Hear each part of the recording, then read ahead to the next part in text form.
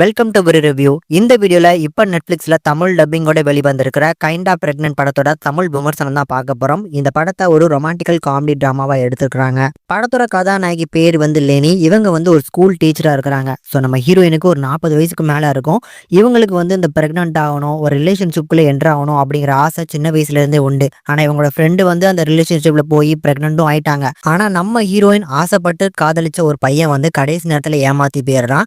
இந்த மாதிரியான ஸ்டேஜ்ல வந்து தான் ஃப்ரெண்ட் எல்லாம் பிரெக்னன்ட் ஆயிட்டாங்க அப்படின்னோடனே நம்மளும் பிரெக்னன்ட் ஆனா எப்படி இருக்கும் அப்படின்னு சொல்லி பிரெக்னன்ட் ஆன மாதிரியான ட்ரெஸ் எல்லாம் போட்டுட்டு ஒரு யோகா சென்டர், ஸோ இந்த பிரெக்னன்ட் ஆனவங்க மட்டுமே அட்டன் பண்ணக்கூடிய யோகா சென்டர் போறாங்க. அங்க ஒரு புது ஃப்ரெண்டு கிடைக்கிறாங்க, மெக்குன்னு.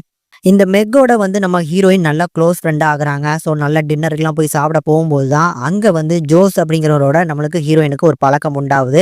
இந்த இது காதலாக மாற அந்த காதல் வந்து பார்த்தீங்கன்னா இப்போ நம்ம ப்ரெக்னெண்ட்டாக இருந்து ஏமாத்திட்டு இருக்கோம் அப்படின்னு தெரிஞ்சால் எப்படி ஆகும், என்ன நினைப்பாங்க அப்படிங்கிற மாதிரியான ஒரு கியூரியாசிட்டிக்கு தள்ளப்படுது. இதுக்கப்புறம் இந்த காதல் வந்து சேர்ந்துச்சா இல்லையா, இவங்க ப்ரெக்னெண்ட்டாக ஏன் நடிச்சாங்க, இதுக்கெல்லாம் பதில் தான் வந்து பார்த்தீங்கன்னா அந்த படத்தோட கதையை எடுத்துக்கிறாங்க. ரொம்ப நீட்டான படம். ஃபர்ஸ்ட் இந்த படத்தில் வந்து காமெடி நல்லா ஒர்க் அவுட் ஆயிருக்குங்க.